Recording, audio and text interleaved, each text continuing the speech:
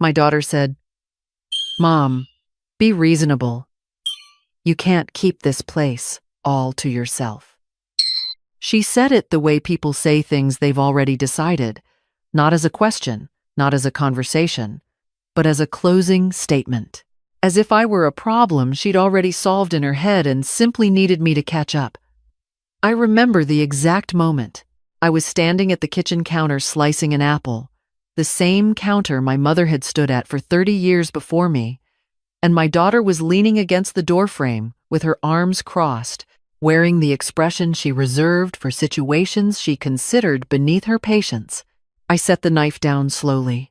I had inherited this apartment from my parents 8 years ago. Not a large place, but solid, paid off, full of the particular kind of quiet that only comes when a home has been loved for a very long time. My mother's curtains still hung in the living room, cream-colored with small blue flowers, a little faded now, but I couldn't bring myself to replace them. My father's reading chair sat in the corner by the window. The bookshelves still held their books. Every inch of this apartment carried a memory that belonged to me, and only me. My daughter and her husband had moved in 18 months ago. Just temporarily, she said. Just until they got back on their feet. He had changed jobs twice in 1 year, and the lease on their old place had ended badly. I said yes, because I am her mother, and because that is what mothers do. I cleared the second bedroom, bought new sheets, made room in the closet. I told myself it would be a few months at most. That was 18 months ago. Now she was standing in my kitchen telling me I couldn't keep my own apartment to myself. I didn't answer her right away. I picked up the apple slices, arranged them on a small plate, and carried it to the table. I sat down. I took a breath the way I learned to do in 31 years of teaching middle school, that deliberate pause before speaking that keeps the voice steady even when the chest is not. I looked at her and asked, "What exactly did you mean by that?" She sighed, already impatient. "I mean, you have more space than you need, Mom. We're cramped. The kids need room to grow. This apartment could work so much better for everyone if we just rearranged how we're using it." "Rearranged," I repeated. "Yes, like your sewing room could be a bedroom for the kids. They're sharing right now, and it's not fair to them. My sewing room, the room where I had kept my mother's old machine, the one she used to make my school dresses. The room that still smelled faintly of cedar and lavender. The room I had promised myself I would never give up, not for anyone, not for anything. The sewing room stays as it is," I said. Her jaw tightened. "Mom, it stays." She pushed off the doorframe and walked out without another word. Her husband's footsteps moved through the apartment like a slow drumbeat. The television came on. Dishes clinked in the kitchen they now treated as theirs. I sat alone with my apple slices, and the particular loneliness of a woman who has been made a stranger in her own home. It hadn't always been this way. My daughter and I were close once, the kind of close that skips the surface and goes straight to truth. When her father left, she was 11.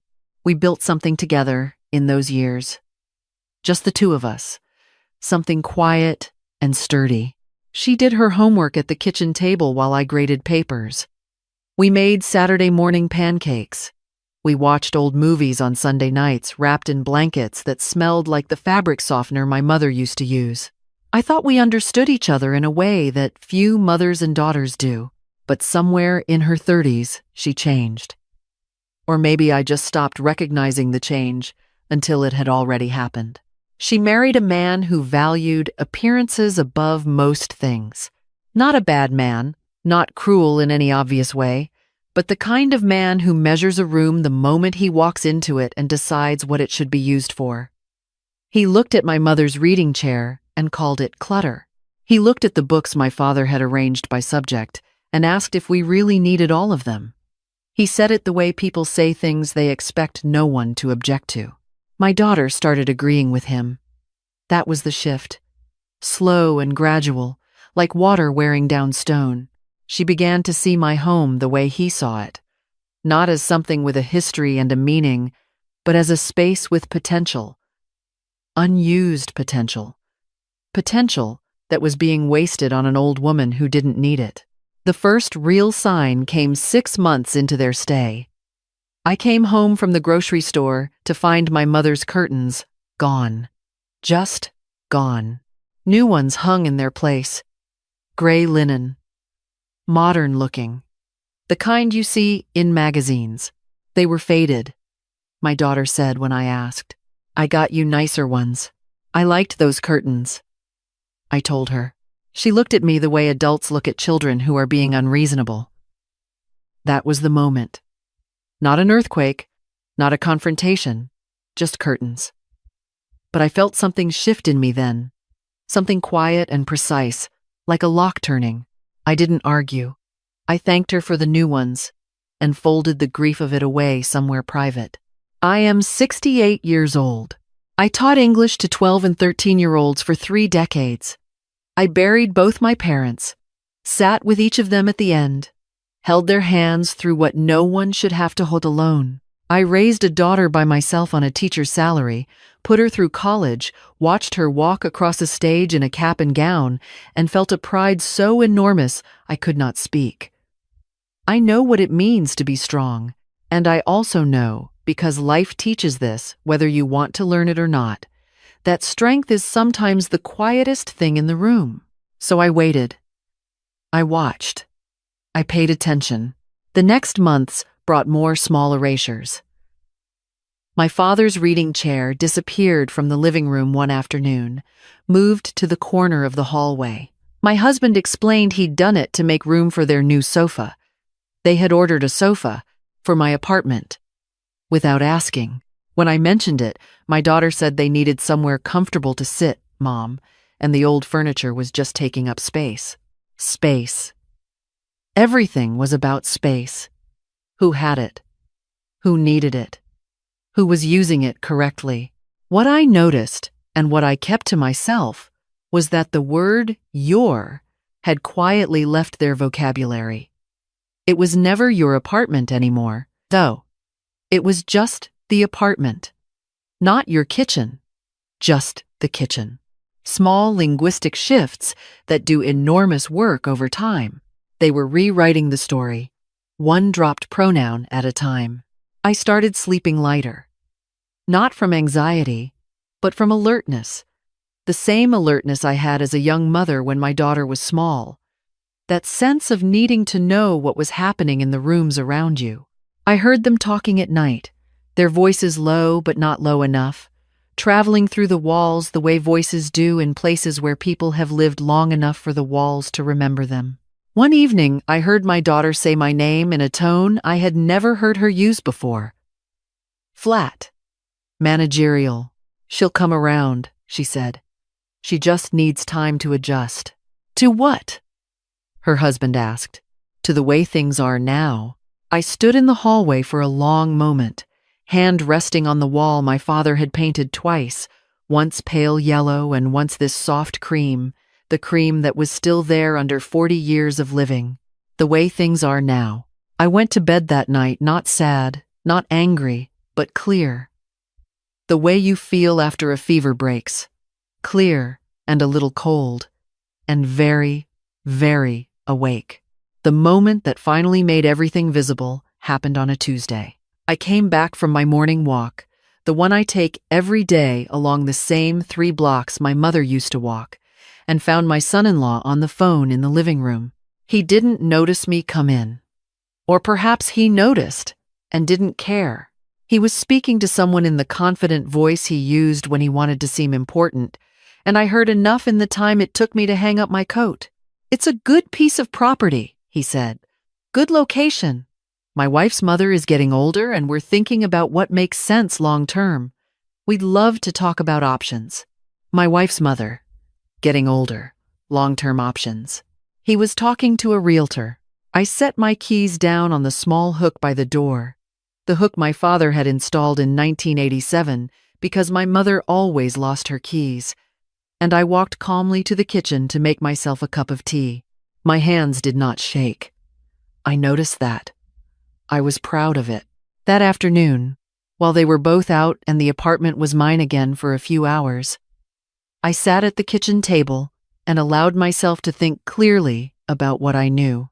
They had moved in under the guise of temporary need.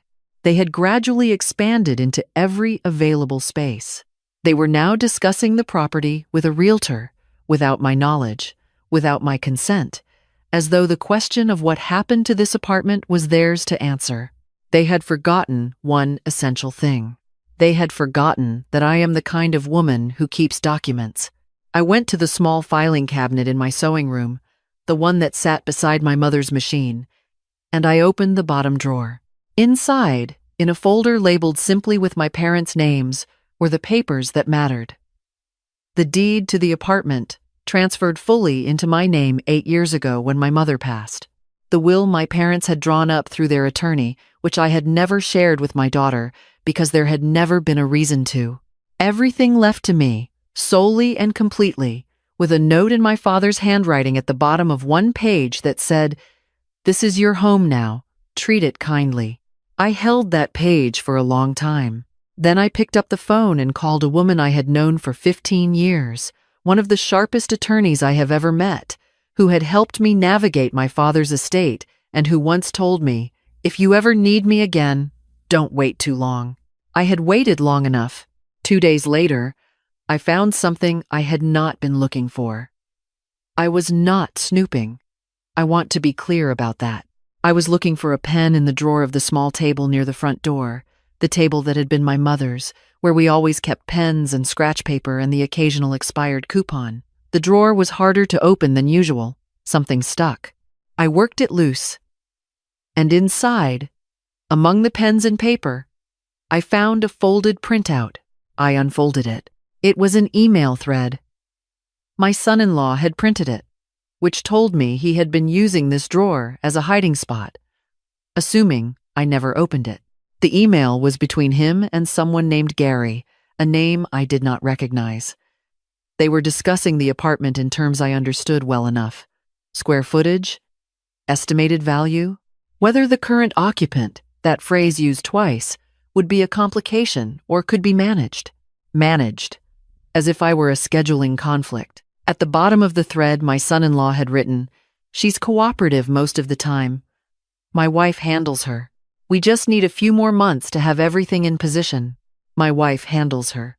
I read that sentence 3 times, not because I needed to, but because I wanted to be absolutely certain I was not misreading something. I was not. I folded the printout and placed it back in the drawer exactly as I found it. Then I went to my sewing room, sat in the chair across from my mother's machine, and let myself feel what I needed to feel. Not rage, something quieter and more permanent.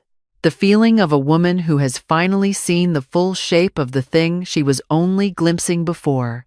They thought I was cooperative. They thought I was being handled. They thought a few more months would put everything in position. They had no idea what I had spent those same months doing.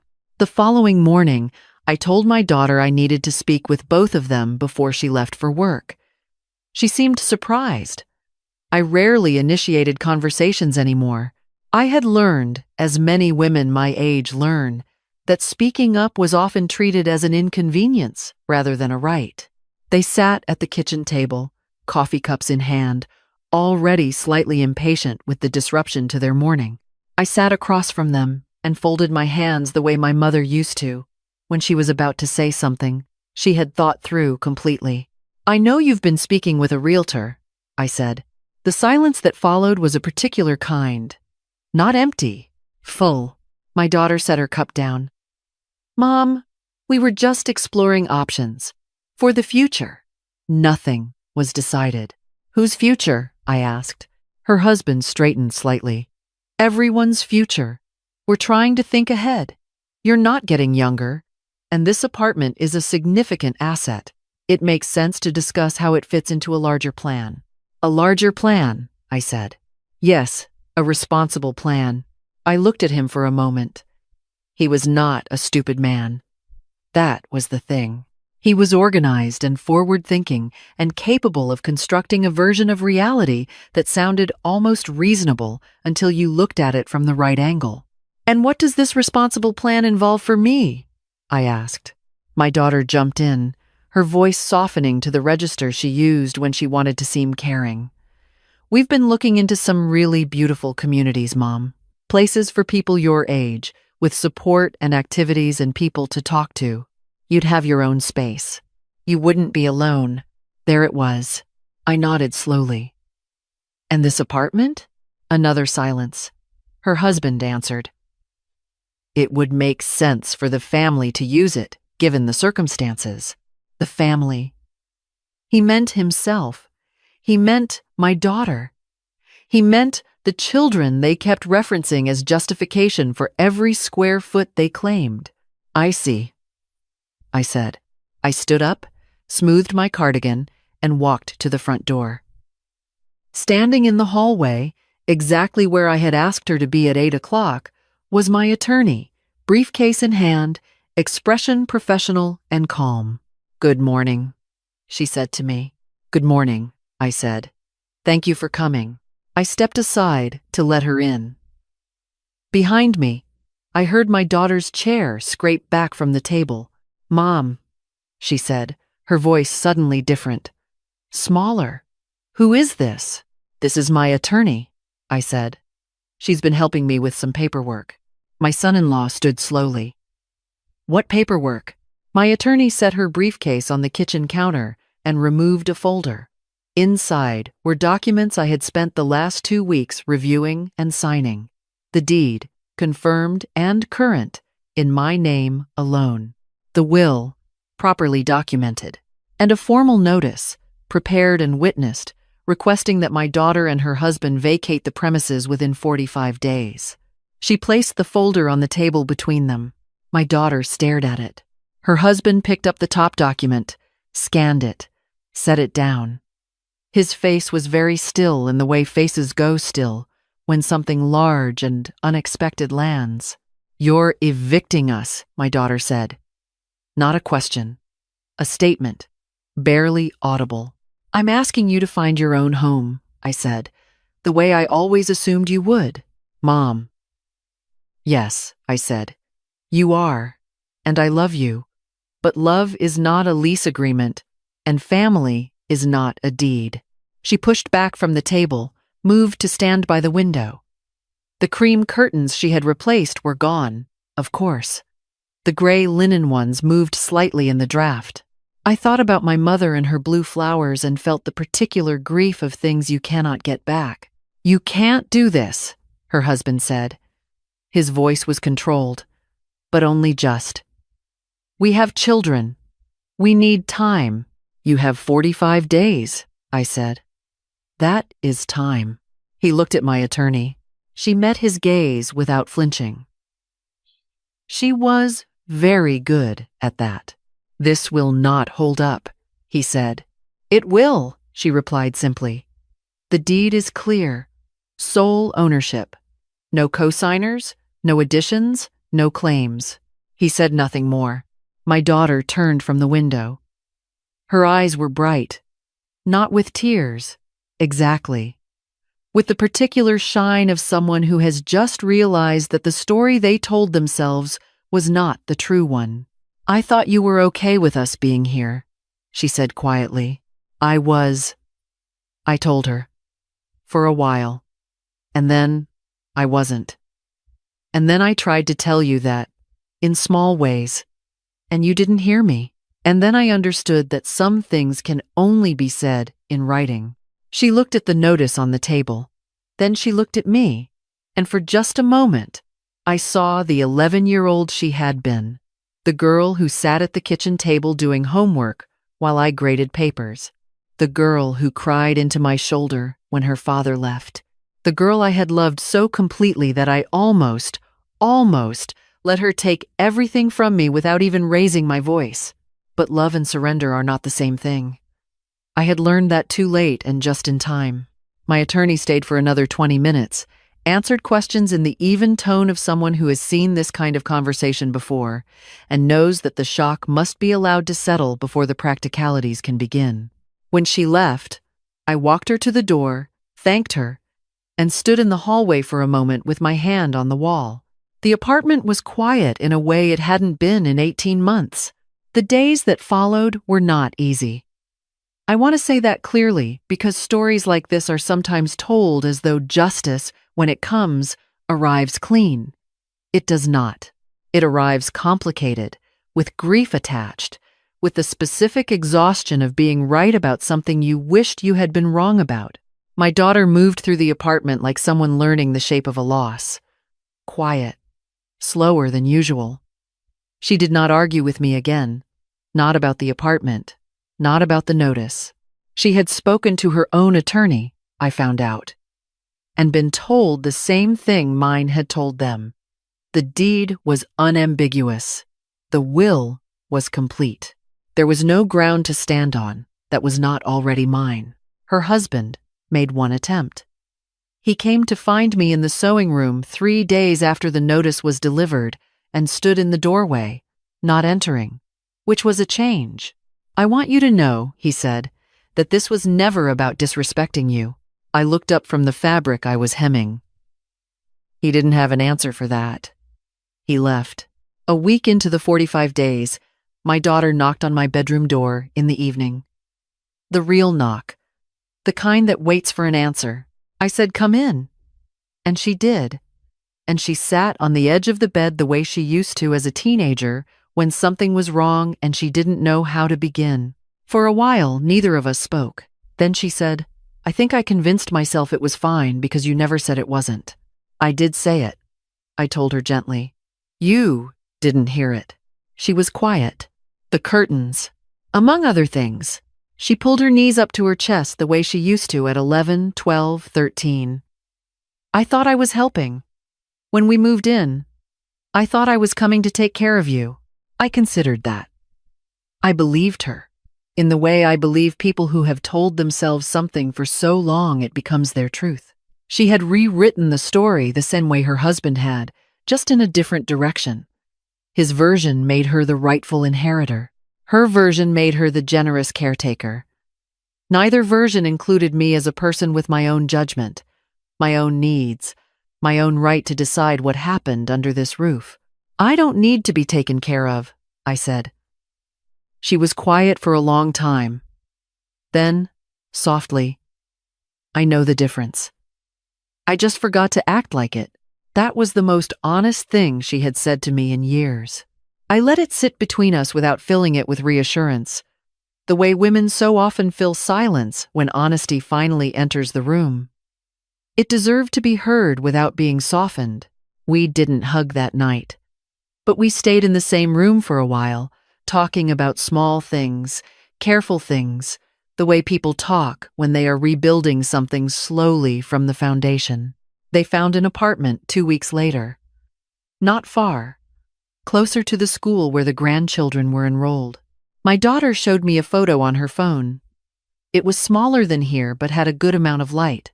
"It's nice," I told her. Moving day was gray and cold, the kind of morning that asks nothing from you except to get through it. I watched from the window as they loaded boxes into the car and the small rented truck her husband had arranged. The children ran back and forth between the building and the truck, bundled in their winter coats, their breath small clouds in the cold air. My grandchildren, I loved them the way grandmothers love, without conditions, and without being asked to justify it. Before they finished, my daughter came to find me in the kitchen. She had been crying. I could see it, but she was composed in the way she had always been, when she wanted to seem older than her feelings. "I left the keys on the hook," she said. "Thank you," I said. She looked around the kitchen. "It looks different already." "It looks like it did before," I said. She nodded slowly, understanding what I meant. Then she said, "Mom, I'm sorry. Not for moving out. I know that's right. I'm sorry for how we treated this place, for how we treated you." I looked at my daughter, this woman I had made and raised and loved through every version of herself, including this one. "I know," I said. "Come visit when things have settled. Knock first." She almost smiled. "I will." She hugged me briefly, tightly, the way she used to when she was small. Then she walked out of the kitchen, through the living room, out the front door. I heard her footsteps on the stairs, and then I heard the building door open and close. And then I heard nothing but the apartment. My apartment. I stood still for a long time. The refrigerator hummed. Somewhere outside, the grandchildren's voices rose and fell as they climbed into the truck. A door shut. An engine started. And then, gradually, the sounds moved away until there was only the hum of the refrigerator and the faint, distant sound of the city going about its day. I walked from room to room slowly, the way I had not allowed myself to do in 18 months. My mother's sewing room, my father's books, the kitchen, where generations of the same family had made the same tea and the same silence. The living room, where the gray curtains caught the pale morning light and where someday, when I was ready, I would hang something that was entirely my own choosing. In the bedroom, I opened the window slightly, letting in a thin stream of cold air. The curtains moved. The room breathed. I sat on the edge of the bed and put my hands in my lap and allowed myself to feel what the last months had built inside me. Not bitterness, not triumph, but the quiet dignity of a woman who had looked at what was being taken from her and decided, at last, that it was not available. There is something that happens to women of a certain age, a particular erasure that comes not all at once but in the small daily accommodations, the moved furniture, the replaced curtains, the rooms claimed gradually, until the woman herself becomes the guest in the story of her own life. I had let it happen. I had let patience become permission. That was my mistake, and I owned it without excusing it, because at 68, I have no interest in pretending I played no part in what I allowed. But I also knew this. It is never too late to draw the line.